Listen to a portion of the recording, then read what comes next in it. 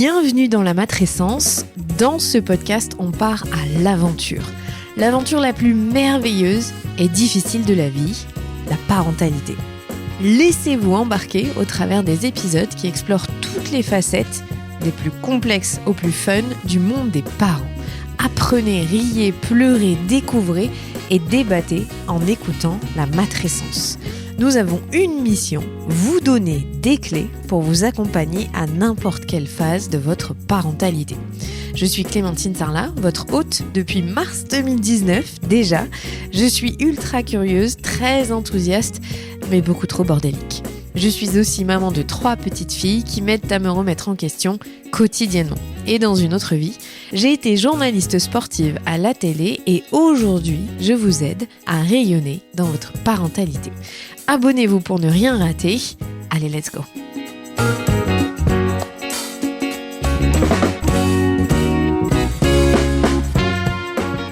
J'ai découvert la réalité de mon cycle passé 30 ans. Oui, je sais, ça paraît fou.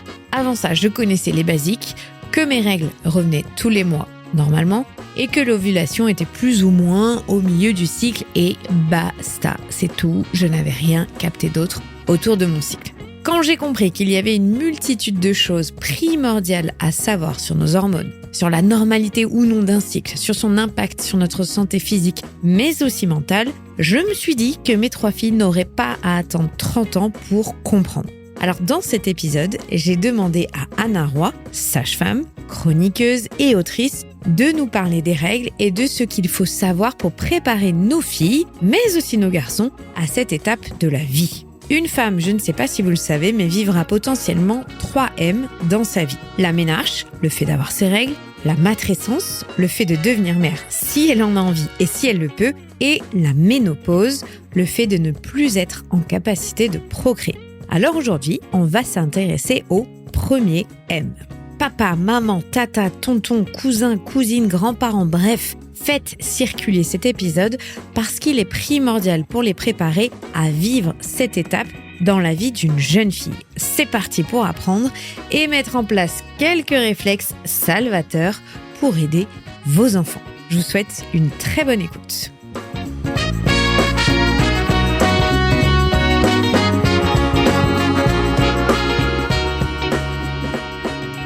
Bonjour Anna. Bonjour Clémentine. 3e épisode tous les deux. Yes. Et enfin un filmé. On va pouvoir te montrer, tu vois, on a fait à chaque fois un petit catimini des autres sujets. Je vous rappelle, on a eu un super épisode sur le baby clash et on a fait un très bel épisode ensemble, le premier il y a 5 ans, sur la maltraitance des sages-femmes dans un système qui vous essore. Et malheureusement, exactement. 5 ans après, ce sujet est toujours d'actualité. Absolument. Mais on va pas parler de ça aujourd'hui. On va parler d'un sujet qui est très tabou encore, dont tu as écrit un livre. On va parler des règles. Et ma première question, c'est pourquoi est-ce que ce sujet te tenait tant à cœur pour en faire un livre ? Parce qu'au fond, je ne comprends pas pourquoi ce sujet est tabou. Alors moi, j'en parle matin, midi et soir, d'abord, dans mes consultations et tout ça. Et au fond, je comprends pas d'où vient le tabou. C'est-à-dire que, oui, bien sûr, c'est rouge, oui, bien sûr, c'est du sang, oui, bien sûr, ça sort du sexe des femmes, etc. Enfin, c'est quand même un événement hyper normal, hyper attendu du corps humain, qui concerne la moitié de l'humanité, dans une période quand même très large de 12 à 51 ans. Donc, en fait, je comprends même pas le sujet. Pourquoi les gens sont tarés ou quoi? Et qui revient tous les mois. Et qui revient tous les mois. Enfin, c'est qui nous occupe quand même pas mal l'esprit, quoi. Alors, cet épisode, vous pouvez l'écouter avec vos petites filles, petits garçons qui vont atteindre la puberté dans pas très longtemps, parce qu'on va faire un épisode pour expliquer les règles. Et vous pouvez même le faire écouter à vos maris, vos conjoints, vos frères, vos cousins, vos copines qui n'ont pas eu d'éducation autour de ce thème, parce qu'en fait, on manque réellement de ressources d'éducation pour comprendre ce qui se passe. Donc, on va être un épisode universel pour tout le monde. Mais vraiment, j'avais envie qu'on puisse parler aux futures petites filles qui vont être réglées et aux futurs petits garçons qui vont être les alliés, qui vont aider nos filles dans cette phase-là de leur vie.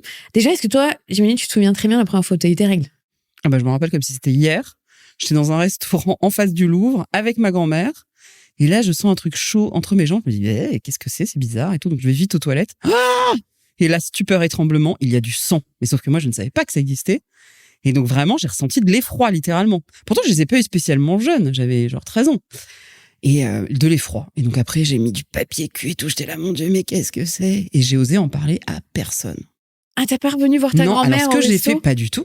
Ce que j'ai fait, c'est que je suis allée à la bibliothèque, enfin au CDI parce qu'à l'époque, évidemment, il n'y avait pas Internet, tout ça. Et je suis allée au CDI de mon collège pour essayer de glaner des informations. Et je suis tombée sur un bouquin, heureusement, qui expliquait ce que c'était que ça. Mais j'en ai parlé à personne. Donc j'ai vécu, c'est surtout le fait d'avoir vécu ces 2 jours-là en me disant, ça se trouve, j'ai quelque chose de grave, mais j'avais tellement honte et je trouvais ça tellement bizarre que j'en avais pas parlé. Donc ta mère ne t'avait pas préparé, il n'y avait pas eu de transmission féminine dans ta famille Que autour de ça. Que dalle. Waouh. Ouais, donc moi, c'est vraiment le cas presque le pire. Et je pense malheureusement assez commun. Assez commun. Enfin, en tout cas, notre génération. J'ose espérer que les petites filles aujourd'hui ont d'autres Faut informations. Mais on n'est pas sûr. Donc c'est pour ça qu'on va vous aiguiller, on va en Non, mais parler. c'est surtout qu'en plus, maintenant, il y a un truc, c'est qu'il y a beaucoup de mauvaises informations qui circulent Donc là, on est dans l'inverse. sur les réseaux. Ouais. Soit t'as un excès d'informations pourries, soit t'as pas d'informations. Mais c'est vrai que le juste milieu, bah, voilà. C'est pour ça qu'on est là. Alors déjà, Ouais. on utilise vachement de mots différents pour parler des règles. Alors, juste avant qu'on commence l'interview, je t'en en parlais parce que j'ai eu la chance d'avoir des parents qui ont nommé, ça n'a pas été trop tabou, enfin en tout cas voilà, il n'y avait pas de mots bizarres pour le dire, mais tu peux me dire tous les mots qu'on utilise au lieu de dire règles? Bah, il y en a 1000, quoi. Il y a ragnagna, lunaison, mes copines, les coquelicots. Enfin, tu vois, t'as Les Anglais qui débarquent. les Anglais qui débarquent, ouais, t'as un florilège d'expressions et de mots tous plus bizarroïdes les uns que les autres. Les Anglais qui débarquent. Non, mais sérieux. les gens sont vraiment farfelus, alors que bon, les règles, c'est quand même assez simple. Donc moi, et d'ailleurs, je suis pour qu'on nomme un chat et un chien. Et donc le plus simple, c'est effectivement de parler de règles, puisqu'il s'agit de règles. Ou les menstruations. Ah oui, C'est- alors ça, voilà. mais en français, c'est le terme scientifique. Voilà, mais on Mais est si bon vous sur voulez. ces deux termes. Mais c'est comme dire uriner pour faire pipi. On Oui. peut bien sûr utiliser uriner. Moi, j'urine très souvent. Eh ben voilà, écoute, chacun. Alors déjà, c'est quoi les règles? Vas-y, il y a quoi dans les règles et ça correspond à quoi? Alors, les règles, c'est extraordinaire. Moi, déjà, je voudrais vraiment livrer une vision hyper joyeuse et positive. Quand on a ces règles, c'est qu'on a un corps qui fonctionne bien et qui est en bonne santé. Les règles, c'est simplement la couche... Alors, il faut que j'essaye d'expliquer simplement. C'est la couche superficielle de l'utérus, qu'on appelle l'endomètre, qui s'en va. En fait, les règles, c'est cette espèce de truc qui est fabriqué en prévision de la présence d'un embryon. Et si jamais il n'y a pas d'embryon, c'est-à-dire qu'on n'est pas enceinte, eh ben, ce truc-là s'évacue. Ça veut donc dire que si ça peut être le lit ou le nid de l'embryon, c'est un truc super méga génial, super méga propre, et que c'est pas le truc dégueulasse qu'on nous raconte partout. C'est du sang génialement complexe, il y a des cellules souches, enfin, c'est extraordinaire le sang des règles. Il y a même des recherches qui sont en cours tellement il est génial ce sang. Donc ce n'est ni sale, ni dégoûtant, ni je sais pas quoi, là, qu'est-ce qu'on en fait un truc horrible? Pas du tout. Oui, parce Voilà. que c'est un sang qui est des bases prévues pour accueillir la vie. C'est ultra pur. Enfin, si on veut, voilà, c'est un truc extraordinaire. Et donc, comme il n'y a pas de grossesse, bah, ce sang s'évacue, c'est les règles. Et après, on va reconstituer le mois suivant de nouvelles règles en préparant le futur lit ou nid d'embryon. Est-ce que tu peux nous expliquer ce qu'est une temporalité normale pour les règles? Parce que ça, c'est aussi tout un sujet sur le nombre de jours, tous les combien. Alors, doit avoir on nos règles. dit que la normale, c'est de 21 à 35 jours. En moyenne, on dit c'est 28 jours. Mais Pour un cycle. pour un cycle, mais il faut pas s'arc-bouter en disant c'est forcément 28 jours. On dit que c'est entre 21 et 35 jours. Ce qui est important de comprendre, c'est que quand on a ses premières règles, quand on est une jeune fille, il est tout à fait possible que pendant plusieurs mois, voire 1 an ou 2 ans, on ait des cycles un peu irréguliers. Donc, ce soit un peu le bazar au départ, c'est pas grave du tout. Mais par contre, ce qui est vrai, c'est que si on a des cycles vraiment trop courts, en dessous de 21 jours, ou trop longs, plus supérieurs à 35 jours, faut pas se dire c'est normal, tout va bien. Non, il faut aller voir une sage-femme, un médecin traitant ou un gynécologue pour savoir s'il y a une raison derrière. L'absence de règles avant 16, 17 ans, est-ce qu'on doit s'alerter ou est-ce que c'est encore normal? 15, 16, 17. Allez. Mais après, il faut voir aussi s'il y a des signes de puberté. Est-ce qu'il y a des bourgeons mammaires qui poussent? Est-ce qu'on a des poils? Est-ce qu'on a de la pilosité, etc. Donc, en fait, il faut un peu regarder l'ensemble. Mais moi, je dis toujours, ça inquiète une jeune fille, on consulte. Et même, il y a des jeunes filles qui s'inquiètent. En fait, elles ont 14 ans et ça les fait flipper parce qu'elles voient toutes leurs copines qui ont leurs règles. Et bah, si ça la fait flipper, c'est un motif suffisant pour aller voir une sage-femme ou un médecin. Et je reprécise que, dans cette consultation, bien sûr, il sera pas question d'aller examiner, d'aller regarder l'intérieur, de mettre un spéculum ou je sais pas quoi. Ce sera juste une discussion hyper sympa entre une sage-femme et une jeune fille. Moi, j'adore. C'est des consultations trop sympas. Comment est-ce qu'on repère que la puberté est en train de se mettre en marche Bah, chez une jeune souvent, fille? c'est quand même les bourgeons mammaires. C'est les choses qui... on peut avoir la voix qui change un peu parce qu'on parle de beaucoup ça chez les garçons, mais il y a aussi ça chez les filles. On peut avoir des poils sous les bras, sur le pubis. Enfin, il y a plein de choses qui vont apparaître comme ça, qui sont des indices que les choses se préparent. Et puis les pertes blanches, bien sûr, qui apparaissent aussi. Et il faut considérer que l'âge moyen des règles, voilà, c'est entre 12, on dit 12 ans et 9 mois. Aujourd'hui, on parle beaucoup de puberté précoce. Ouais. C'est un thème qui revient assez régulièrement. C'est quoi et c'est quand? Alors, la puberté précoce, c'est de se dire qu'on a ses règles avant 9 ans. Là, pour le coup, c'est très important de consulter parce qu'en fait, la croissance risque de diminuer drastiquement après ce moment-là. Et donc, évidemment, si on a ses règles à 7 ans et demi, c'est quelque chose qui est embêtant. C'est de plus en plus fréquent. Et donc là, il faut aller voir, bien sûr, un pédiatre. Là, pour le coup, c'est pas les sages-femmes et les gynécos qui vont prendre en charge une puberté précoce. C'est les pédiatres qui sont responsables de ça. Souvent, ils sont en lien, on prend ça en charge à l'hôpital le plus souvent. Mais dire qu'il y a des solutions, c'est pas un drame, mais il faut s'en occuper. Donc, en gros, quand on repère qu'il y a bourgeon mammaire, pilosité, perte blanche chez sa petite fille, dans les combien de temps le cycle va démarrer? Dire 1 à 2 ans. 1 à 2 ans. Donc, c'est possible que des petites filles vers 7-8 ans commencent à avoir c'est un peu tôt. Enfin, non, en fait, c'est compliqué cette question, mais si c'est 7-8 ans, c'est vraiment tôt. Donc, on consulte. Ok. De toute façon, à cet âge-là, ils sont encore suivis souvent par des pédiatres ou des médecins. Donc, c'est très facile de poser la question. Donc, dans ces cas-là, si on commence à voir ça, on a une petite fille qui a 10, 11 ans, on peut enclencher quoi comme discussion avec sa fille? C'est génial. Mais même, il faut l'avoir enclenché avant, cette discussion sur les règles. En fait, c'est génial. Il faut vraiment rappeler qu'un corps qui fonctionne bien, il a ses règles, que c'est donc une période qui secoue un peu, mais qui est éminemment joyeuse. Quand on va pas bien, on n'a pas ses règles. Et donc, en fait, c'est une bonne nouvelle. Alors, des fois, on va leur expliquer tout ça, mais que des fois, il y a des soucis, des fois, ça fait mal, alors que ça devrait pas, etc. Mais en tout cas, c'est vraiment quelque chose de joyeux. C'est une bonne nouvelle d'avoir ces règles. Comment tu abordes le sujet, tu vois? Qu'est-ce que tu viens décrire? Comment on explique ça? En fait, souvent, c'est eux qui viennent poser la question. Alors, je sais pas comment font les gens, et moi, je n'arrive pas, par exemple, à dissimuler mes serviettes hygiéniques et mes Tampax dans les toilettes. Il y a des gens qui sont hyper rusés pour dissimuler ça. Moi, donc en fait, j'ai eu la question. Mon fils avait 4 ans, donc j'allais pas lui dire. Je ne sais pas. Je vois pas de quoi tu parles. Donc et puis en plus, souvent il y a des traces de sang, etc. Donc je pense que dès qu'il pose la question, en tout cas, pas la peine d'attendre l'âge réglementaire de 10 ans pour en parler. Parlez-en dès qu'il y a une question. Et puis, je ne sais pas chez vous, vous qui nous écoutez, mais moi, mes filles me suivent partout aux toilettes, en fait. Donc, je ne sais pas quels sont les enfants qui ne suivent pas aux toilettes. De toute façon, à un moment, ils se disent, mais pourquoi là, t'as du temps? Et ma question est, pourquoi ils ne suivent pas leur père aux toilettes? Vraiment, parce qu'ils n'ont pas leurs règles, peut-être. Non, mais c'est quand même chelou, ça. C'est parce que hormonalement, on a un cocktail qui fait qu'il faut venir avec nous voir. Mais justement, tu vois, moi, mes filles, plusieurs fois, elles sont arrivées dans les toilettes. Maman, pourquoi t'as du sang? C'est quoi? Et alors, je leur explique, mais c'est vrai que je suis pas sûre d'avoir les mots corrects, comme tu as dit. Alors, c'est pour ça. Là, pour le coup, c'est pour ça qu'il y a évidemment mon livre Tout sur les règles, mais il y en a d'autres où il y a des très jolies illustrations. Il y a aussi le manuel illustré de l'intimité. Enfin, il y a des très jolies choses qui se sont faites. Le mien, enfin, il y en a plein. Et donc vraiment, moi, parce que évidemment, c'est pas évident. Et puis surtout, des fois, je veux pas vous dire, mais enfin, vous y connaissez pas grand-chose en règle. Moi, je vois que mon livre, les femmes en apprennent autant que leurs enfants. Oui, parce que normalement, tu l'as destiné aux jeunes filles. Oui. Alors, je m'aperçois qu'en fait, les femmes, les hommes disent, j'ai appris plein de trucs. Ça fait plaisir. C'est pas de votre faute, c'est parce il n'y a pas eu de transmission. Bref. Donc, n'hésitez pas à vous servir d'un support. Parce que c'est plus facile, et puis parce qu'il y a des images aussi. Parce qu'elle est expliquée, des fois, c'est quand même un peu abstrait, tout ça. Et puis, bien sûr, vous adaptez à l'âge de votre enfant. Pas la peine, s'ils sont tout petits, de devancer leurs questions. N'allez pas commencer, je sais pas, parce qu'il y a des parents qui vont dans l'excès inverse, qui vont raconter des trucs qui sont pas encore prêts à entendre. Un petit cours magistral à 3 ans. C'est ça, avec baguette.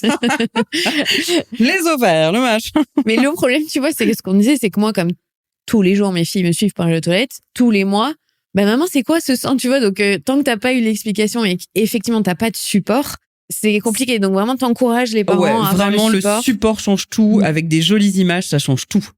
Moi, j'ai adoré la mademoiselle Caroline qui a fait tous mes dessins parce que vraiment, en fait, ça rend les choses extrêmement lisibles et rigolotes et agréables. Alors après, attention, parce qu'il y a des relations entre parents et enfants qui sont plus distanciées. Et donc, faut pas non plus brusquer. C'est-à-dire que si vous sentez que vous avez un enfant, il a pas trop envie d'en parler avec vous parce qu'il a 10 ans et que voilà, vous laissez traîner un livre, vous laissez, voilà. Mais vous forcez pas. Et souvent, en fait, ils prennent le livre et moi, ça m'a fait plaisir. Le plus beau compliment qu'on m'a fait sur mon livre sur les règles, là, c'est de me dire que toutes les bibliothécaires de CDI, elles disaient, putain, c'est le livre le plus volé dans notre... C'est infernal. On est obligé d'en racheter tout le temps parce qu'il est volé. Mais ça, c'est un très beau compliment. Ça veut dire qu'en fait, il est pris en loose day et qu'on va le grignoter et le lire en scred. Et ça, je trouve ça super. Donc, c'est quand même un sujet, difficile. Faut pas forcer non plus, hein. Est-ce que tu peux nous expliquer concrètement ce que c'est la puberté? Même hormonalement, pour les jeunes filles, il se passe quoi à ce moment-là? La puberté, c'est tout d'un coup, on va faire les choses très schématiquement, mais on a 2 ovaires, des ovaires qui fabriquent des ovocytes, donc ce qui peut donner avec un spermatozoïde un bébé, nos ovaires qui se mettent à fonctionner, et donc on va se mettre à sécréter des hormones, qui sont les œstrogènes et la progestérone. Et tout ça, ça va introduire une foultitude de symptômes, tant sur le plan physique que psychique. C'est vraiment une grande transformation. Et là, c'est comme toutes les expériences féminines, il faut raconter aux petites filles que des fois, ça se passe super bien. Et puis des fois, ça se passe pas très bien. Et c'est pas très grave parce qu'il y aura des gens pour nous accompagner, nous épauler à ce moment-là. Comme la grossesse, comme l'accouchement, comme le postpartum, comme la ménopause, comme tout. Donc en fait, on peut pas dire les règles c'est comme ci ou comme ça. En fait, ça dépend des règles. C'est pas la même chose pour une jeune femme qui va avoir de l'endométriose que pour l'autre qui va avoir des règles hémorragiques, que pour la troisième qui va avoir, elle ne sentira même pas passer en 2 jours, ce sera torché. Enfin voilà, il y a pas des règles qui ressemblent à d'autres règles. On verra bien, mais il y a des solutions. Ça veut dire que les petites filles, avant la puberté, n'ont pas d'œstrogène et de progestérone qui influencent leur corps? Alors ça, je te le dis honnêtement, je suis pas assez calée parce que tu vois, j'ai encore vu passer un truc hier, une étude qui était pourtant valable, qui disait qu'il y avait des pics de testostérone chez les petits garçons très tôt. Et donc, je ne peux pas te dire si c'est comme après la ménopause, par exemple, on pense qu'il n'y a plus du tout d'œstrogène progestérone. En fait, il y en a encore un peu. Okay. Donc là, c'est possible que ce soit sécrétant de façon très peu, mais ça, je suis pas assez calée. Mais qui n'influence pas, en tout cas, à ce moment-là. Pas autant. Mais peut-être, tu vois. Non, moi, j'en sais rien. Il faut regarder, il faut se documenter, mais moi, je peux pas te répondre à la question. Et tu dis donc, ça fait des bouleversements physiques et psychiques. À ce moment-là, c'est quoi les problématiques psychiques que peuvent rencontrer les jeunes filles, petites filles? Alors attention, moi je suis pas pédiatre, mais ce qui est sûr, c'est que ça, en fait, la transformation de ce corps peut être une très grande réjouissance, mais ça peut être aussi très bouleversant. Et puis, on le sait, les hormones, nous on le sait quand on est des femmes plus grandes, eh bien tout d'un coup, on devient cyclique. Enfin, certaines femmes deviennent cycliques, c'est-à-dire que tu peux avoir, moi aussi, c'est terrible. Moi, je divorce tous les mois. Entre le 20 et le 30e jour du cycle. Non, mais c'est presque pathétique. Mais je peux pas m'en empêcher, c'est plus fort que moi. Donc, je souhaite à ce que les jeunes filles qui m'écoutent, ce soit pas ça et que ce soit autre chose. Mais de fait, il y a, malheureusement. Je suis mon premier jour de règle, j'ai envie de pleurer, là, tu vois. Non, mais c'est l'enfer, hein. Après, je voudrais dire que c'est une qualité, mais en tout cas, on peut avoir l'humeur qui fluctue, à condition que ce soit pas trop fort, hein. Mais l'hormone qui fluctue, en fait, ça peut être une chance. Moi, je le vois maintenant comme une chance, c'est-à-dire qu'en fait, ça permet, sur un même objet, d'avoir des points de vue différents. Donc, par exemple, quand tu écris un bouquin, tu dis n'importe quoi, c'est pas le cas, mais j'écris un bouquin sur l'allaitement, tu vois, en période ovulatoire et tout, je vais dire, mais c'est génial, l'allaitement, c'est merveilleux, je vais en voir tous les aspects positifs. Et après, en phase lutéale, je vais dire, ouais, mais en fait, il y a plein de défauts, etc. Donc, en fait, c'est une richesse. C'est pas qu'un truc pourri. Mais de fait, c'est vrai, il faut raconter à ces jeunes filles que peut-être pour elles, l'humeur va fluctuer. Attention, il faut la distinguer de troubles anxieux et de troubles dépressifs. Je trouve ça hyper intéressant que tu dises qu'on devient cyclique et que le voir comme une richesse dans un monde qui est très linéaire. Exactement. Où on n'accepte pas beaucoup ces variations-là, où c'est très dur pour nous de nous adapter en permanence. Ouais. De dire à nos filles et à nos garçons que c'est une richesse d'être cyclique. Mais moi, c'est ma plus grande force. Le monde. Non, mais moi, c'est ma plus grande force. Non, c'est pas vrai, parce que j'ai mis du temps à comprendre comment je fonctionnais, mais maintenant que j'ai compris comment je fonctionnais, j'en fais ma plus grande force. Et j'adapte mes activités en fonction de mon cycle. Donc non, voir le monde avec plusieurs points de vue, c'est vachement riche. Et c'est vrai que c'est pour ça qu'on voit les relations avec nos... Même, il y a des jeunes filles qui disent, mais en fait, j'ai pas la même relation avec mes parents. Parfaitement normal. En fonction du cycle. Ouais. Ça m'avait fait rire. Moi, j'avais jamais pensé. Il y a une jeune fille qui m'avait raconté ça, qu'elle pouvait pas saquer ses parents. Et moi, intérieurement, je pensais, ah ouais, moi, c'est pareil avec mon mari, quoi. Mais elle, c'était avec ses parents. Ouais, je trouvais ça drôle. Donc, on devient cyclique. Après, attention, pas chez toutes, hein. Il y a des filles chez qui c'est beaucoup plus soft. C'est pas obligé d'être les montagnes russes. Alors, tu disais, il y a... Ah, puis attends, il faut quand même qu'on parle du trouble dysphorique prémenstruel. C'est-à-dire qu'il y a des fois où, voilà, là, ça, c'est pas drôle du tout. On a vraiment des symptômes dépressifs anxieux graves avant les règles, et là, c'est pas drôle. Et donc là, si on sent que ça va vraiment pas, voire qu'on a des envies suicidaires, là, on consulte urgemment. Et en plus, je tiens à préciser, parce que maintenant, les études l'ont montré, c'est aussi aggravé quand on a un TDAH, ce qui est mon cas. Et moi aussi. Toi aussi. Et donc, c'est pour ça que ce trouble dysphorique, oui, à cause de la dopamine, et que c'est les hormones qui jouent dessus. Il y a un super compte, c'est le Neuropsy, Baptiste, qui est psychologue et qui parle de ça. Très bien, je vais regarder. Et donc, moi, je dis juste, si votre enfant a été en plus diagnostiqué avec ce trouble-là, c'est d'autant plus fort et marqué dans les 10 jours avant les règles. Donc, on adore, on est... voilà, et bien identifié, parce que vraiment, si on peut ne pas mettre de choses importantes dans ces jours-là, ça vaut le coup vraiment de pouvoir faire ça. Chez les jeunes filles, tu disais tout à l'heure que on vit vraiment pas du tout toute la même expérience face au début de nos règles, notamment. Il y a celles qui ont des règles hémorragiques, celles qui ont potentiellement de l'endométriose. On en a déjà à l'adolescence. On peut en avoir. Et il y a celles pour qui tout va bien, ça change pas grand-chose. À quoi c'est dû ces différences fondamentales ? On sait ? Eh ben non, pas toujours. Non, on sait pas trop. Et pourtant, c'est de grosses différences. Et ce qu'il y a, c'est qu'il faut vraiment que les jeunes filles soient au courant d'un certain nombre de situations qui ne sont pas normales et qui doivent amener à consulter. Parce que vraiment, on a un gros problème en France, c'est qu'on a des retards diagnostiques sur le syndrome des ovaires polykystiques, par exemple. On a des gros retards diagnostiques sur l'endométriose. Parce qu'en fait, il y a des fausses idées qui circulent sur les règles. Par exemple, on dit, oui, c'est normal d'avoir mal pendant ses règles. Mais ça veut rien dire, cette phrase. Elle est complètement stupide. Moi, je n'ai jamais eu mal de ma vie pendant mes règles. Je dis pas que toutes les femmes sont comme moi. Je dis simplement qu'une douleur qui cloue, qui empêche de faire sa vie quotidienne ou qui résiste à la prise d'un paracétamol, c'est quand même suspect, il faut consulter et aller voir. Peut-être c'est rien, mais peut-être c'est quelque chose. En tout cas, c'est pas normal. Avoir mal pendant ses règles n'est pas normal. Mais, en fait, il faut imaginer que l'utérus est un petit muscle, il est de la taille d'une clémentine. Donc, regardez, moi, je fais la même chose avec mon biceps. Là, je suis en train de le faire. Quand je contracte mon biceps, est-ce que ça me fait mal ? La réponse est non. Donc, en fait, quand votre utérus se contracte, c'est un muscle. Il se contracte, il n'y a aucune raison que ça fasse mal. Par contre, effectivement, des fois, je contracte mon biceps et j'ai des courbatures ou j'ai une maladie musculaire, etc. Et là, aïe, ça va me faire extrêmement mal, cette contraction. Et pour l'utérus, c'est pareil. Mais au départ, une contraction musculaire n'a aucune raison de faire mal. Donc, avoir des petites douleurs fugaces, des petites gênes, aïe, oui, parce que, effectivement, le muscle est pas mal sollicité pendant les règles et qu'il doit faire son travail d'évacuation. C'est OK. Mais pas de ce ordre de douleur. Ça, c'est pas du tout OK, hein. Moi, j'ai le souvenir que quand j'ai eu, dans mon adolescence, mes règles, le premier jour des règles, il fallait que je sois dans le noir, j'avais des migraines, je pouvais vomir. Et c'est passé après.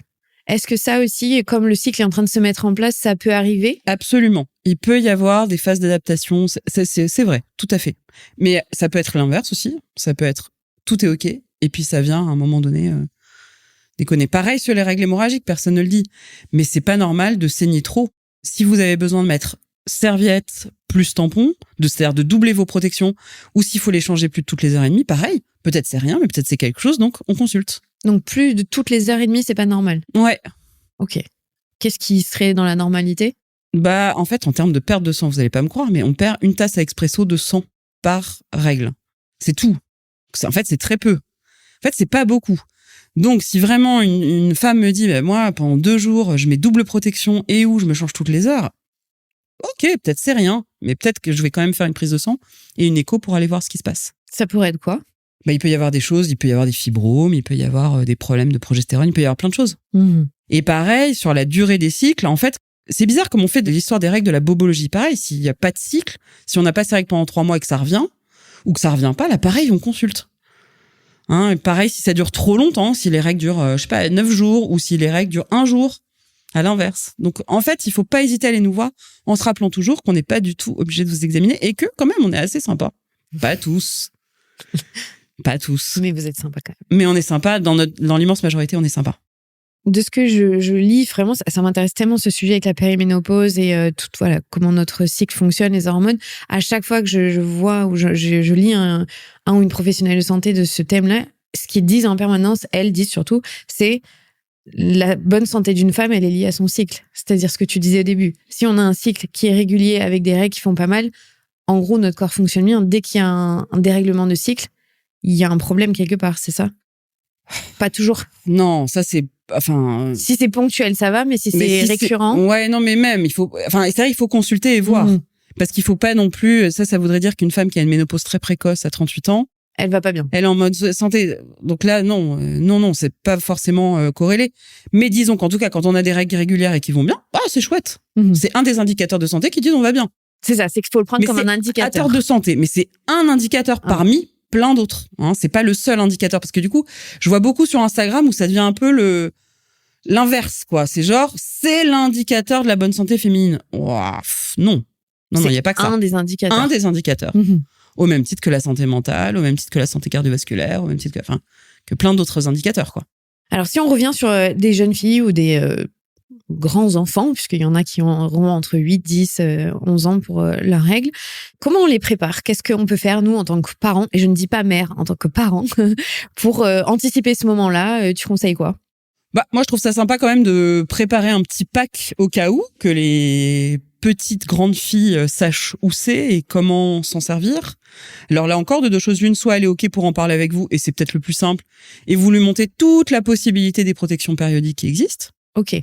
Moi, je trouve ça chouette, ça fait une sorte d'atelier, il y a plein de protections périodiques aujourd'hui.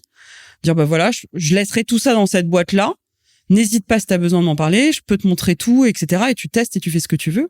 En expliquant bien quand même les spécificités, par exemple, sur chaque mode de protection périodique, et puis de lui expliquer comment ça se passe sur la durée, sur les couleurs du sang, sur est-ce qu'il y a des caillots, pas de caillots, sur est-ce que ça fait mal au ventre, sur est-ce que je peux avoir d'autres signes associés. Faut vraiment.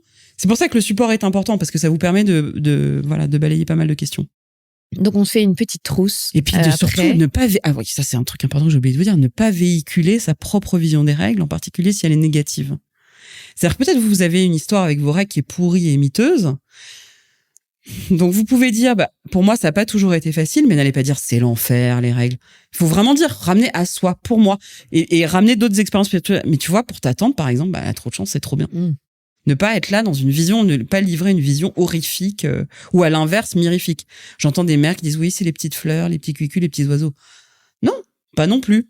Ça dépend pour qui. Peut-être ce sera les petits oiseaux, mais peut-être ça sera pas du tout. Moi, c'est vraiment une libération de dire enfin j'ai mes règles, ça veut dire que mes hormones elles vont revenir à de la normale et que je vais être bien après. Oui, exactement. Mais il y a beaucoup de femmes pour qui c'est un immense soulagement. En plus, aussi. Dès là. Oui, non, mais à pour plusieurs titres. Ouais. Pour plusieurs, oui, c'est sûr, à plein de raisons. Et pour d'autres, pour qui c'est une déception. Et puis bien sûr, oui, je l'ai pas dit là, ça paraît évident, mais à partir du moment où on a des règles, ça veut dire qu'on a un corps qui est en état de fabriquer des bébés, et donc il faut bien sûr informer sur cette fabrication des enfants. Donc on parle contraception si besoin. Voilà. On parle comment la mécanique fonctionne. Voilà, ce que c'est qu'une relation intime, quand est-ce que ça peut être. Enfin voilà, il faut bien sûr en parler. Et comment tu fais quand t'as un enfant qui a des règles précocement, une petite fille qui. Ça c'est quand même assez. Alors normalement, évidemment, elles sont pas concernées par la sexualité. En tout cas, je l'espère de tout cœur. Et ça va pas du tout si elles le sont. Donc là, on n'est pas obligé d'aborder ce sujet. Mais par exemple, chez une jeune fille qui aurait, je sais pas, 13-14 ans, on peut tout à fait parler de relations intimes, même si elle va pas en avoir tout de suite. Il faut que l'atelier qu'on prépare inclue une masterclass. Et vous pouvez, simplement lui glisser l'idée, mais là encore, vous dites, je peux t'en parler moi, mais n'hésite pas, si tu veux, on achète des bouquins, on se débrouille. Et puis, il y a des supports aussi dans On s'explique. Il y a un site gouvernemental qui est très bien fait, où il y a des vidéos, il y a des vidéos de vulgarisation qui sont très bien. Même sur les réseaux, il y a des gens qui travaillent super bien. Faut un peu fouiller, mais il y a des trucs super.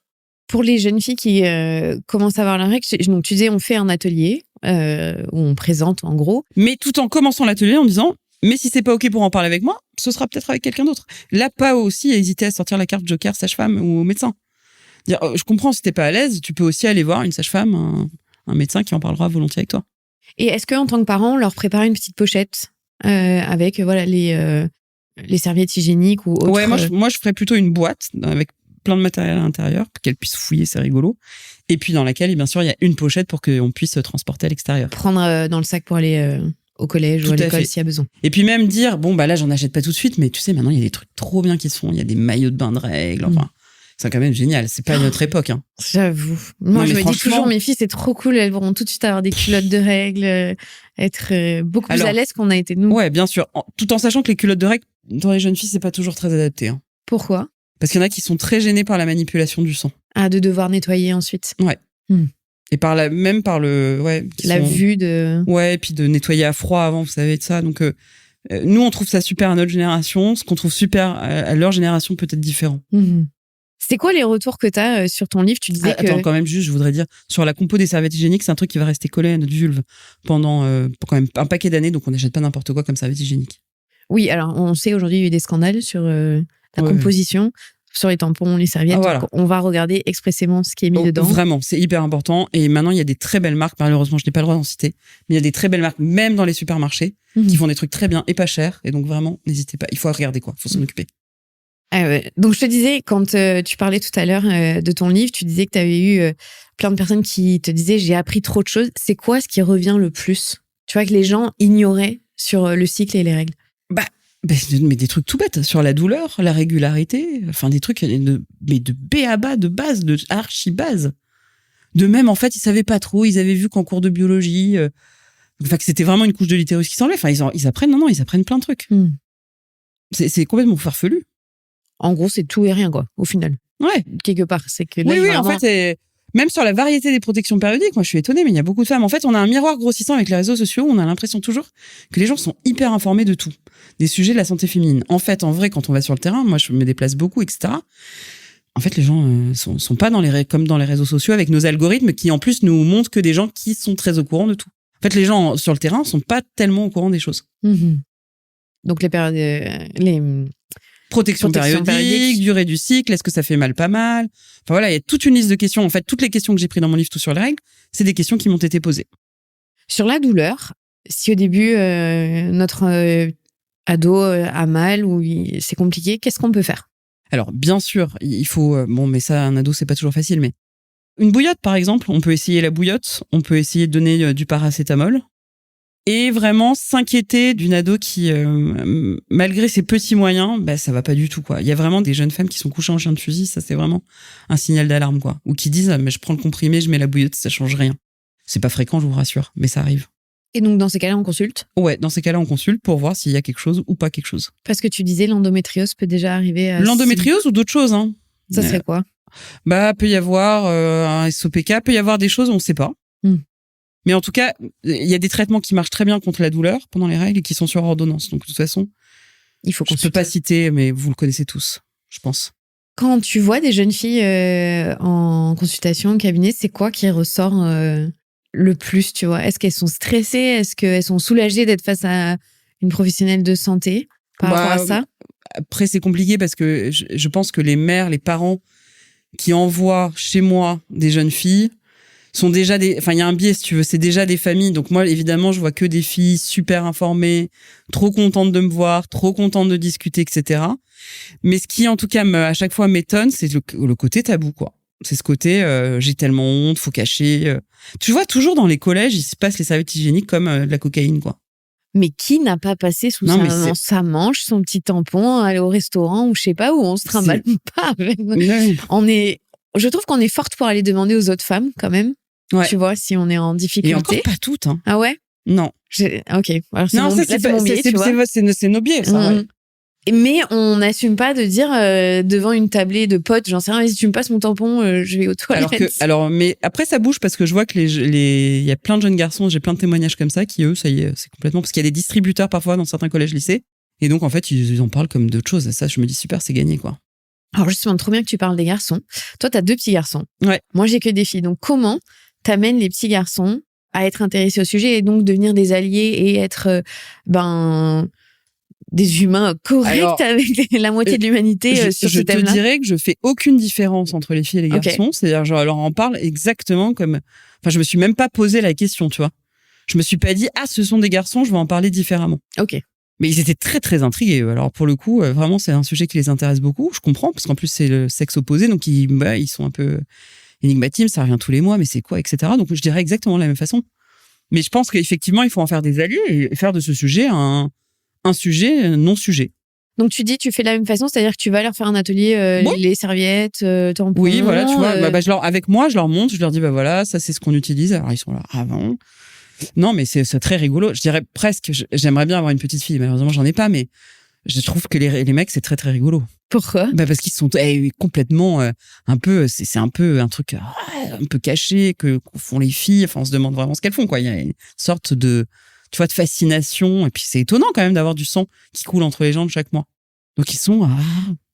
Donc là, ils ont raconté à toute leur classe. Je pense que les parents sont ravis. Que c'est maman, quoi les règles? Alors, les règles, parce qu'ils sont très livresques. Ils font des cours magistraux après, c'est ça. Donc, en gros, on n'a pas de tabou. On inclut le papa, bien sûr. Bien sûr. Parce que c'est vrai que là, on fait un peu porter une charge... Ah oui, non, pas du tout. En transmission féminine, mais c'est des choses que, évidemment, les pères peuvent bien sûr. faire. Alors après, moi, pour le coup, je fais une différence quand même. C'est que le vécu n'est pas le même, c'est pas un vécu intime. Mais à la fois, aussi, le problème des mères, c'est qu'elles véhiculent des fois des visions extrêmement négatives. Donc, mais quand même, c'est pas la même chose. Mmh. Mais après, il y a aussi, j'ai beaucoup de papas qui écoutent ce podcast, il y a des papas solos, qui vont devoir de toute façon. Moi, je vais te dire un truc, je suis très épatée parce qu'en fait, des fois, ça leur fout tellement la trouille que du coup, c'est des mecs qui se surinvestissent, qui se surinforment. Ils arrivent plus préparés que n'importe qui. Ils me font rire les pères solos, c'est assez étonnant, c'est que du coup ils se disent putain, si ça arrive sur ma semaine, non mais ça va être l'horreur. Et donc je vois des mecs surinformés. T'en as des plein qui viennent en signature, non mais en signature de dédicace de bouquins. J'ai eu beaucoup de pères. Non, mais s'il vous plaît, expliquez-moi là, qu'est-ce qu'il va falloir que je fasse et tout. Et donc en fait, ils notent comme des premiers de classe. Non, c'est assez touchant. En même temps, moi je me dis première érection matinale ou première éjaculation et mon fils vient me voir, est-ce que je serai à l'aise? Moi, bien sûr que oui, mais je pense qu'il y a des femmes qui seront pas à l'aise. Parce qu'on connaît moins, on est là, attends, oui, l'érection, comment on a besoin de plus de documenter, c'est moins simple quoi. Mais c'est vrai que il y a besoin d'aide pour les règles sur une fille, puisque là d'un coup il va falloir ça peut arriver n'importe où, soit dans un endroit qui est pas forcément adapté. Il faut que tout le monde puisse, faut qu'on soit un relais de confiance en fait pour nos enfants. Exactement. Et puis il y a aussi, d'ailleurs je l'ai pas dit, je les cite pas assez, mais les infirmières scolaires elles sont vraiment top, elles font un travail extraordinaire aussi. Je n'ai pas pensé à les citer, mais que les collégiennes qui nous écoutent et les lycéennes, elles n'hésitent pas à aller voir leurs infirmières scolaires, qui en connaissent un paquet et qui ont toujours des protections périodiques. Comment ça se passe aussi dans un groupe de filles? Est-ce que c'est une réalité que on se cale sur nos cycles? Est-ce que... Je sais, non. Mais ça, c'est un truc féminin sacré, je sais pas quoi, là. On n'a pas d'études, c'est ça, qui montre ça? Non, je disais, dans un groupe de filles, puisque forcément, quand on a ses règles, on est au collège, les groupes sociaux se forment, on se voit un peu dans le regard des autres et comment ça se passe. Quand il y a un décalage, justement, sur les règles, tu vois des jeunes filles pour qui c'est difficile d'avoir des règles. Fait souffrir. Voilà, d'avoir des règles plus tard. Que ça fait souffrir. Exactement. Et c'est pour ça qu'il faut pas attendre de 16 ou 17 ans pour consulter, parce qu'il y a des filles que ça fait souffrir, des jeunes filles que ça fait souffrir bien avant. Alors qu'en fait, on peut leur aussi donner des points positifs, avoir ces règles tard, ça veut dire qu'on a peut-être une croissance qui va être, enfin, je dis pas qu'être grande c'est bien, oh là là, je vais me faire tuer si je commence à dire ça, mais, enfin, je veux dire, on peut voir des points positifs au fait de pas avoir ces règles tout de suite, immédiatement. Voilà. Je veux dire, c'est pas qu'un drame du tout. Tu vois, quand on parle de ça, moi, tout de suite dans ma tête, je pense aux filles qui font énormément de sport. Et tu vois, ce cliché qu'on a eu des gymnastes qui sont réglés très tard, tout ça. Ça a quel lien, le sport, par rapport au cycle? Alors, qu'on parle de sport, hein. On parle pas de sport, pas sport. Pareil, l'anorexie. On parle pas de sport loisir, là, on parle de sport compète. Très compète. Oui, et ce qui est quand même pas la majorité. Plus, non. Et puis aussi, on peut avoir ça avec une sous-alimentation. On peut avoir ça avec des jeunes filles qui sont très très minces. Voilà, il y a plusieurs situations puis qui font qu'on a ces règles un peu plus tard. Mais le un peu plus tard, voilà, 16 ans quand même, faut consulter. Parce que donc là tu parles, il y a parfois les problèmes des troubles du comportement alimentaire qui font que les jeunes filles n'ont pas. Non, mais même sans trouble du comportement alimentaire. Hein. Okay, à juste être mince. Il y a des jeunes filles voilà, c'est comme ça, elles sont très très très très minces et en fait leurs règles surviennent un peu plus tard.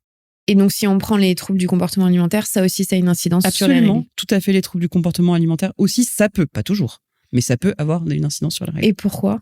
Eh bien, parce qu'en fait, il faut avoir assez de réserves adipeuses, mais il en faut pas trop non plus, pour avoir une sécrétion d'œstrogène correcte, quoi. En fait, nos adipocytes, nos réserves graisseuses sont en lien avec notre système hormonal. Donc, si on n'a pas assez de gras, et tu parles du ventre? Le gras partout. Ok. Le gras partout. On n'a pas assez de réserves pour pouvoir produire. À l'inverse, trop de gras peut aussi induire des troubles du cycle. Mais après, je veux pas que les gens aient peur en m'écoutant. Ils disent putain, ça y est, je suis trop maigre, ça y est, je suis trop grosse. Non. Non. Oubliez tout ce que je viens de dire.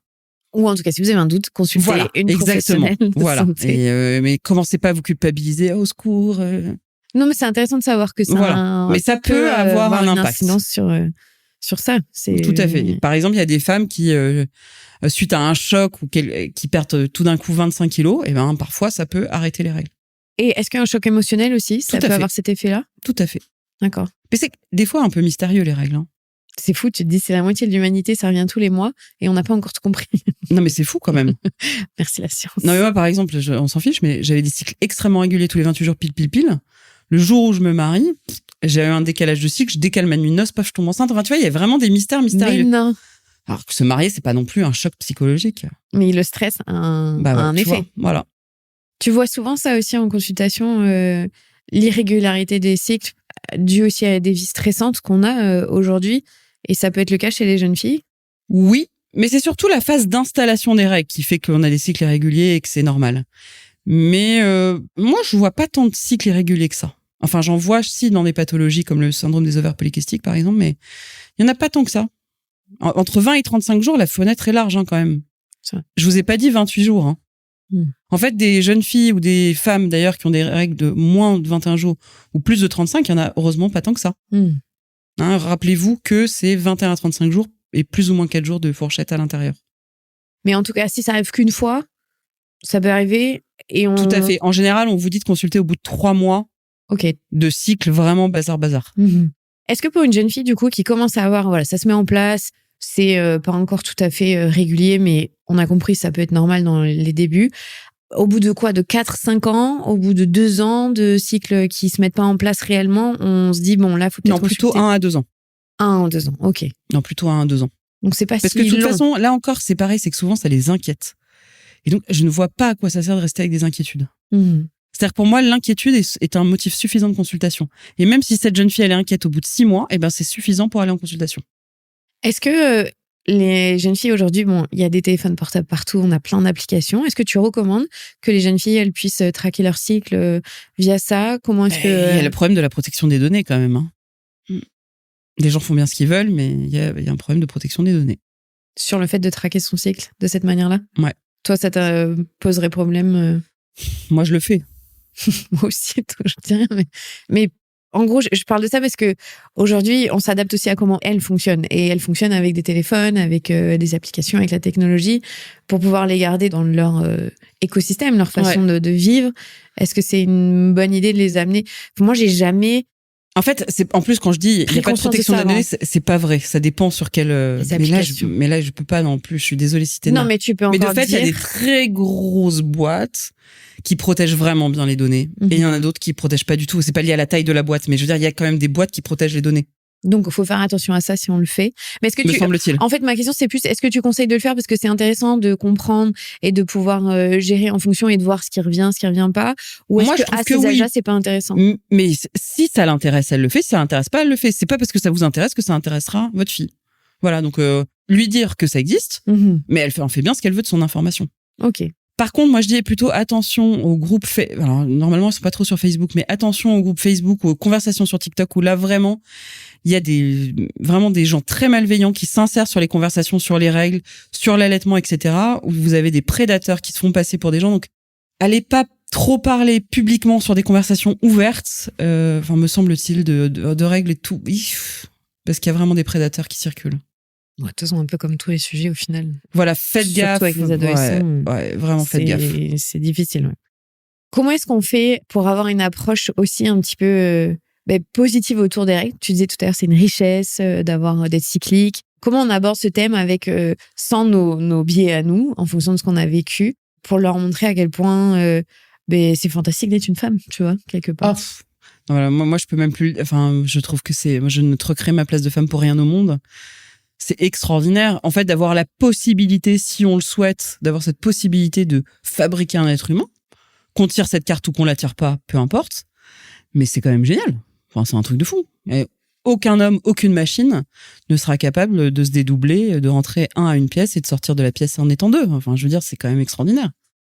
Je veux dire, c'est quand même un truc de malade. Alors c'est vrai qu'on peut donner au monde des nouvelles personnes. Enfin, je veux dire, c'est fantastique. Et puis, les règles, en fait, c'est juste un phénomène physiologique et attendu. Oui, on peut se plaindre aussi du fait besoin d'aller faire pipi 6 fois par... Mais en fait, c'est comme le pipi et tout le reste. Ça fait partie d'un événement attendu du corps humain, normal, voilà, qui signe qu'on a un corps en fonctionnement. Et moi, j'ai eu cette façon-là de gérer aussi mon cycle quand j'étais adolescente, c'est que je suis allée prendre la pilule pour avoir moins d'acné, moins de symptômes, tu vois, pour un peu lisser tout ça. Est-ce que tu conseilles aux jeunes filles d'apprendre à gérer leur cycle ou plutôt si elles en ont envie, bien sûr. Alors, mais comment on gère cette question-là? Pour le coup, c'est vraiment chaque jeune fille son cas. On peut pas dire c'est comme ci, c'est comme ça. Mais quand même, je vous alerte sur un point, c'est qu'il y a des jeunes femmes qui en fait prennent des contraceptifs et effectivement qui vont masquer un certain nombre de symptômes. Elles vont continuer leur contraception jusqu'à 30 ans. Elles enlèvent leur contraception et là, elles s'aperçoivent qu'en fait, elles ont un SOPK, elles ont une endométriose hyper sévère. Enfin, si vous voulez, ça a masqué. Donc, très bien sûr, prenez les contraceptifs, mais il faut être sûr que ça masque pas un problème. C'est-à-dire donner à larguer à main nue, comme on l'a fait à une époque, des contraceptifs au risque de masquer des trucs en fait qui doivent être pris en charge. Voilà, je vous alerte juste là-dessus. En fait, moi, je me rends compte qu'on nous a pas du tout prévenu que potentiellement. Et puis en disant que ça lisse, on peut prendre, enfin, que ça dépend des femmes. Il y a des qui ont 0 effet secondaire, et tant mieux pour elles. Puis il y en a d'autres pour qui il y a des effets secondaires monstrueux. Moi, ma vie a changé le jour où j'ai arrêté ma contraception hormonale. Enfin, et heureusement, ça est venu assez tôt, puisque j'étais étudiante sage-femme. J'ai arrêté tout de suite. Et les jeunes filles qui vont prendre, dans mon entourage de copines, j'ai des copines qui prennent la pilule tout le temps. Tu vois, qui n'ont jamais de règles. Parce qu'elles veulent pas avoir affaire à ça. Comment est-ce que tu abordes ce thème-là quand on te demande ? Pourquoi pas? Et d'ailleurs, je vais te dire, même sur l'endométriose, ça va être même un traitement. C'est-à-dire de donner des pilules en continu pour supprimer les règles. Donc pourquoi pas? Mais juste, faut que ce soit fait en étant informé. Voilà, sur, ok, il faut faire attention à ce qu'on masque pas, ou alors c'est un traitement. Enfin, moi, à mon époque, on nous posait même pas la question consultation gynéco. On nous disait, pilule XY, vous la prenez, point final, au revoir madame. Moi, je dis juste, vous avez de la chance, vous naissez à une autre époque, interrogez, est-ce que vous avez envie de prendre la pilule, est-ce que vous avez pas envie, est-ce que vous avez envie d'un stérilet, est-ce que vous avez envie, enfin, il y a tout un arsenal de choses qu'on peut faire. C'est chouette de prendre le temps de s'interroger. Là encore, le site internet onsexplique.fr est très très bien fait. Et ces genres de consultations avec des jeunes filles, aujourd'hui, on fait plus automatiquement à dire oui, bien sûr, je mets la pilule, on fait ça, on fait de l'éducation autour je trouve que c'est intéressant de dire qu'il y a autre chose qui existe. Par exemple, le stérilet, c'est quand même super. Enfin, il peut y avoir plein d'autres. Il y a l'implant qui marche hyper bien et qui nécessite pas de prendre une prise chaque jour. Il peut y avoir simplement d'ailleurs des préservatifs. Enfin, il peut y avoir plein de choses. L'idée, c'est de leur proposer et c'est à elles de choisir. Et d'ailleurs, souvent, moi, ce que je leur dis, c'est qu'en fait, il faut essayer pour voir si ça nous va. Et des fois, on essaye plein de méthodes avant de trouver la bonne. Et puis, il y a aussi les mecs qui peuvent se mettre à la contraception. Oui, ça, c'est sûr. Mais là, c'était plus, tu vois, dans le truc. Moi, quand j'ai commencé, c'était l'acné. C'était lycée, tu vois. Bien évidemment, il y avait une partie pour ma sexualité, mais c'était même pas, en fait, le motif principal. Ouais. C'était vraiment qu'on me le mettait comme un médicament qui allait lisser mes hormones et tout ça allait aller bien. Ouais, bon. Sans m'avoir expliqué quoi que ce soit des conséquences. On explique et on pèse le pour et le contre. Oui, voilà, c'est ça. On fait ça. Et tu vois, je pense que j'ai aussi, on une même génération, mais moi, ma mère est une ancienne 68arde et pour elle, la pilule, c'est la libération. Ah oui, c'était une chance inouïe d'avoir la pilule, en fait. Parce que j'entends tout à fait. Enfin, clairement, ça l'a été, c'était une révolution, mais on n'avait pas l'autre côté, quoi. Non. Et là, ce qui est marrant, c'est que les jeunes filles et jeunes femmes ne sont pas du tout dans la même veine que nos mères à nous. Et elles ont raison. Elles interrogent, elles questionnent. Moi, je trouve qu'elles posent des questions en consultation extrêmement pertinentes et je suis bluffée par l'intelligence de leurs questions. Si on revient au tout début, quand je t'ai posé la question, est-ce que tu te souviens quand tu as eu tes règles, que personne t'en a parlé? Est-ce que depuis, tu as eu des conversations avec ta mère sur pourquoi il n'y a pas eu de transmission, comment elle voyait ça? Mais parce que pour elle, mais enfin, elle est un peu spéciale, c'est absolument hyper méga tabou. Toutes les choses du corps sont... Toujours encore? Toujours assez, ouais. Bon, après, elle a un trouble du spectre autistique aussi, donc peut-être ça joue aussi. C'est pas très simple, mais... Non, pour elle, les choses du corps, c'est au secours. Et tu es devenue sage-femme? Alors moi, j'ai pris le contre-pied. Tu t'es dit, tu m'as rien expliqué? Je vais tout expliquer maintenant. Je veux tout savoir. Les enfants, c'est toujours là pour faire chier les parents. Est-ce que quand t'es devenue sage-femme, tu t'es dit, mais enfin, je comprends tout? Ou est-ce que dans vos études, il a fallu que tu creuses encore plus tard? Ah non, il faut creuser. Par exemple, sur le cycle, on ne dit rien. Non. Non, très peu. Non, je t'assure. Non, là, je rigole pas. Non, très peu. Non, très très peu, je t'assure, c'est pas une blague. En fait, la physiologie normale du corps, on nous en parle un peu, mais pas tant. En fait, la santé de la femme est abordée par le prisme de la pathologie d'abord et avant tout. Un peu moins chez les sages-femmes que chez les médecins, mais quand même. On commence par, tu vois. Et ça, c'est dommage. Je pense que... Pour ça que non, moi, j'ai eu besoin de me former après et d'apprendre tout un tas d'autres choses. Sans compter qu'il y a des choses où on... Ouais, tout ce qui est physiologique, c'est pour ça qu'on nous parle pas de la ménopause, parce que, en fait... Ou alors, on l'aborde par l'angle de la pathologie, quoi. Mais tu vois, la préménopause et tout ça, alors qu'en fait, ça enquiquine la vie de plein de femmes. Nakachoualou. Mais il y a du taf encore. Ah, il y a plein de taf. Il y a plein de taf. C'est bien taf. pour toi en même temps. C'est clair. Il y a du taf. Non, mais par contre, en fait, je suis scotchée depuis tout à l'heure de me dire qu'en études de sage-femme, on vous donne pas les bases. Non, pas assez. Du corps, du fonctionnement du corps. Non, mais ça a changé un peu. Bien sûr, mais c'est pas si lointain non plus tes études. Enfin, j'ai pas l'impression. Tu vois, c'est-à-dire qu'il y a 20 ans, ouais. Et 15 ans, on parlait pas encore de ça. Pas tant. Ou alors c'est C'est parce que compliqué pour j'étais... soigner des femmes après. Ou alors de faire c'est de parce que j'étais pas l'éducation. du tout... Non, mais c'est comme, tu vois, l'accouchement physiologique. Mhm. Ce qui se passe si on ne fait rien, si la médecine ne fait rien et reste à distance. Non, j'ai dû me former. Heureusement que j'ai eu des maîtres des maîtresses sages-femmes après que j'ai rencontrées, parce qu'en vrai, non.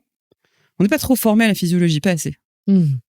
Bon, si on résume un peu, pour nos petites filles qui démarrent, on regarde les signes De la puberté. qui arrivent. Voilà. On discute et on voit si notre enfant ou pas est réceptif, déjà. Et a envie de discuter avec vous ou pas. Voilà. Ensuite, on peut faire une belle masterclass. Voilà. On peut inviter toutes les copines, on peut faire un truc fun. Tout à fait. Ouais, carrément. Non, mais carrément. De dire, voilà, on va expliquer ensemble. On laisse des supports, livres. Il y en a plein qui existent. Corps, amour, sexualité. Il y a le manuel illustré de l'intimité. Il y a tout sur là. Il y en a plein qui sont très bien. On peut les laisser traîner ou carrément dire en fonction de son enfant. Voilà. Non, c'est chouette. C'est vraiment, faut en faire un sujet très gai, quoi. Et puis après, s'il y a des problèmes qui apparaissent, voilà, on traitera les problèmes. Mais en vrai, c'est plutôt une bonne nouvelle. Et ensuite, on prépare un petit package si elles ont envie. Comme ça, elles peuvent être... Non, mais ça, on prépare bien sûr une boîte de protection périodique. Hein. S'il y a besoin. Ouais. Et un petit change au cas où la culotte soit souillée, qu'on puisse... Moi, je dis souillée, c'est pas bien, mais... Non. Parce que c'est pas sale. Non, c'est vraiment pas sale. On l'a pas dit aussi, l'odeur, ça pue pas les règles. Hein. Ce qui peut puer, c'est le fait que des fois, quand ça rentre en contact de la protection périodique, ça se met à puer. Ah ouais? Tu vois, je viens d'apprendre. Ouais.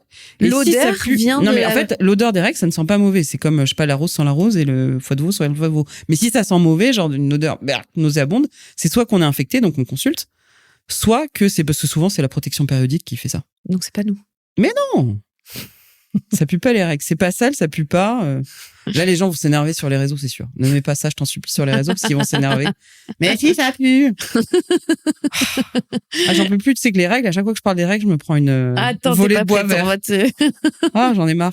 Mais donc, en gros, et non, mais c'est intéressant d'expliquer ça aussi à nos petites filles par rapport à ce qui est OK et pas OK. On reprend les bases. Et une fois que notre petite fille jeune fille, à ce moment-là, est réglée, est-ce qu'on fait une première consultation sage-femme? Automatiquement. Non, ça, c'est vraiment quand elle veut. Hein. Ok, il n'y a pas d'automatique dire t'es réglé maintenant, on va voir sage-femme gynéco. Vous allez nous la traumatiser. Si elle veut, elle fait ce qu'elle veut. Okay. Il faut dire, voilà, c'est quand même génial. On a des spécialistes de la santé de la femme.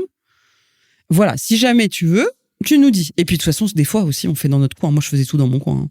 Et c'était très bien comme ça. Il y a les plannings familiaux qui existent et tout. Moi, je faisais tout en scred et c'était très bien comme ça. J'ai pas du tout envie que mes parents se mêlent de cette affaire-là. Et ça, faut le respecter aussi. Parce qu'il y a des parents qui aiment pas trop perdre le contrôle de ça. Et ça, c'est pas bien. Donc, on peut le proposer, dire, si tu veux pas que ce soit moi, il y a le planning familial, il y a l'infirmière scolaire. Voilà. Ok. Mais il faut accepter que on n'ait pas envie de parler d'intimité avec ses parents. Des fois, même, je trouve ça un peu cringe quand il y a des parents qui parlent un peu trop d'intimité avec leurs enfants. C'est même des fois un peu un signal d'alarme de... Oui, il y a des limites. C'est ce qu'on appelle un peu le climat incestuel aussi. On parle pas de sexualité et tout. Non, bien sûr. On parle de leur corps, mais pas de notre sexualité ou de notre problématique. On est bien d'accord. Et ensuite, c'est aussi faire un petit tableau de ça doit t'alerter, ça c'est OK. Ouais. En gros, pour qu'on reparte exactement avec une capacité de jauger, OK, là, ça m'inquiète un peu ou je comprends pas trop, donc... Et puis après, on peut aller plus loin, on n'en a pas parlé, mais si c'est réceptif, c'est pour ça que c'est bien les bouquins. Il faut parler du clitoris, il faut parler du périnée, il faut parler de tout ça. En fait, on a un corps quand même qui est merveilleux. Le clitoris, c'est extraordinaire, par exemple, et je trouve que c'est bien d'en parler, qu'à un moment donné, il faut que ça... Parce que le problème des réseaux sociaux, c'est qu'il y a tellement de fadaises qui circulent que des fois, elles n'ont pas accès à des informations essentielles. Le clitoris, c'est une merveille de la nature. On a fait un épisode avec Charline sur la sexualité. On a parlé pas mal. Et tu vois, moi, j'ai appris un truc il y a pas longtemps. C'est que mon périnée était relié à mes hormones et qu'en période de règles, j'avais beaucoup plus mal au périnée. Était beaucoup plus lourd en dehors de mes règles. Tout à fait. C'est super. Pourquoi on m'a pas expliqué ça avant? Bien sur sûr. Mon cycle. Et ouais, c'est pas une information qui circule tout à fait facilement. Non. Et donc, tu peux expliquer, vas-y, ce que... Parce que ça agit, en fait, le climat hormonal agit sur la trophicité des tissus, sur leur fait qu'ils se tiennent bien ou qu'ils sont un peu plus toniques. Et donc, effectivement, en période de règles, on a l'impression, pas tout le monde, encore une fois, mais on peut avoir l'impression d'avoir un périnée relâché qui appuie. Oh, c'est désagréable. Une lourdeur sur le périnée, une lourdeur sur le périnée qui très peut agréable. Être très désagréable. À l'inverse, en période ovulatoire, on peut se sentir extrêmement bien à cet endroit. On rentrera pas dans les détails. Ouais. Mais en même temps, c'est chouette d'expérimenter ça. Non, mais encore une fois, c'est intéressant aussi de comprendre que notre cycle ne concerne pas que notre utérus. Ah non, tu non, vois, non. que c'est Ça impacte lié même sur les voilà. cheveux. Hein. Oh là là, oui, je sais, on perd des cheveux après ou pas. Les cheveux, ils ont pas la même gueule en phase ovulatoire qu'en phase lutéale. Hein. Je sais pas si les gens ont remarqué, mais je vous assure, ça agit sur les ongles, ça agit. Il y a des femmes qui enfin, le problème, c'est qu'il y a 150 symptômes, par exemple, du syndrome prémenstruel. Il y a des femmes qui ont le nez bouché, il y a des femmes qui ont le goût des choses qui se modifient. Enfin, il y a plein de symptômes très étonnants et différents en fonction du cycle. Toi, c'est une question que je voulais te poser. Est-ce que le SPM, il arrive chez les jeunes filles, tu vois, parce que normalement, un syndrome prémenstruel trop fort, c'est pas bon. C'est ça, c'est pas normal. On doit pas avoir non plus trop de désagréments à ce Pas moment-là. trop de désagréments, ouais. Une jeune fille qui a vraiment un syndrome prémenstruel très fort, Ouais. Motif de consultation. Moi, je trouve, ouais. Mm-hmm. Il y a quoi qu'on peut retrouver comme signaux qui peuvent nous... Les symptômes sur la santé mentale. Mm-hmm. Et puis après, non, mais souvent elles gonflent, mais elles s'en fichent. On gonfle, on peut avoir mal à la tête, etc. Faut pas non plus pathologiser. On peut avoir un peu mal à la tête, on peut un peu gonfler sans que ce soit catastrophique. Les seins qui gonflent. Les seins qui peuvent faire mal. Mm. Enfin, voilà. Donc, en fait, si elle a besoin, elle consulte, mais si elle a pas besoin, elle consulte pas. Et est-ce que souvent, en plus, le SPM, c'est plus psychologique, en fait, non? Enfin, souvent, on est vraiment plus gêné parce qu'on... Non, pas que. Il y a Pas vraiment que des femmes qui sont gênées par leurs symptômes mammaires, par exemple, ça peut être vraiment désagréable. Ok. Ma mère, pas ta mère, mais symptômes ma mère, on est d'accord. J'ai eu un quoi, ma mère? Qu'est-ce qu'elle a, ma mère? Est-ce qu'on a oublié quelque chose si on voulait, tu vois, remettre des bases pour parler de ce sujet-là? Moi, non, c'est un sujet trop chouette. J'espère que ça se passera bien dans votre famille et que ce sera un moment rigolo et apaisé.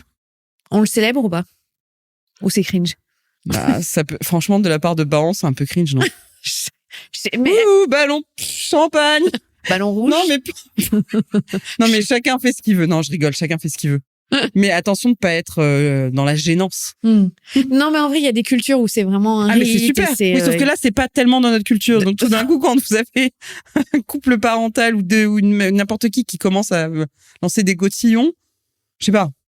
Ça dépend de l'approche qu'on a dans notre famille des rituels. Voilà, mais c'est pas obligatoire de venir célébrer quelque chose comme ça. On essaye de savoir ce qui est bon pour notre enfant.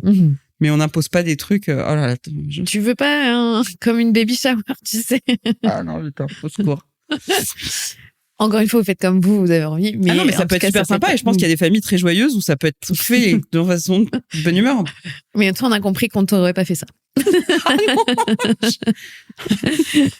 On n'est pas seul dans le studio. J'ai Morgane et Pauline qui travaillent avec moi. Je sais très bien que Pauline, on ne lui ferait pas ça. Elle est en train de se cacher derrière ses coudes. Non, parce que vraiment, et c'est ça qui est chouette aussi dans l'adolescence, c'est qu'on a, et c'est ça que j'aime bien dire aux jeunes femmes, c'est qu'on commence à avoir notre vie à soi pour de vrai. Salut les parents, goodbye, ciao. Tu vois, j'ai 3 filles et je me dis là tout de suite c'est des enfants. Je me dis ouais elle, je suis sûre qu'elle kifferait une autre moins, mais en fait adolescente, je sais pas comment elles vont être. Ça se trouve pas du tout. Exactement. J'ai fait mes projections, mais ça n'ira pas comme ça. Et non. Il faut lâcher prise. Mais on est un rôle pour transmettre, informer et enlever le tabou. C'était ça surtout. Donc on arrête de dire coquelicot, les Anglais ont débarqué. Ouais. On dit que les règles sont là, c'est normal et que c'est chouette. Exactement. Et que si c'est pas chouette, on a des solutions. Ok. Merci Anna. Merci Clémentine. Je crois qu'on a... Ouais, on est bien. Non, mais il y a toujours plein d'autres choses à dire. Bien sûr. Bon, mais déjà là, voilà. On reprend des bases à expliquer, exactement, à transmettre. Et en vrai, il y a beaucoup de choses à dire, mais comme tu dis, en fait, il faut qu'on consulte. Il y a aussi cet aspect-là. Et les supports. Et les supports. On vous mettra plein de liens, parce qu'il y en a vraiment de super chouettes, on est bien d'accord. Mes filles adorent le livre illustré de l'intimité. Voilà, il faut trouver le bon livre pour la bonne personne. On est d'accord. Merci. Merci Clémentine. Vous venez d'écouter un nouvel épisode de La Matrescence. Merci infiniment pour votre soutien. Si vous voulez découvrir de nouvelles pépites, n'hésitez pas à aller sur le site www.lamatrescence.fr. Vous pouvez également vous abonner à la newsletter qui sort tous les vendredis. Rendez-vous également sur le site pour pouvoir vous inscrire. Ensuite, vous devez vous abonner sur votre plateforme d'écoute pour pouvoir recevoir les notifications. C'est ce qui fait grandir ce podcast. Merci infiniment et continuez de partager ce savoir autour de vous. Je sais que c'est comme ça que beaucoup des auditrices et des auditeurs ont découvert ce podcast. Alors un grand merci. Prenez soin de vous. À la semaine prochaine.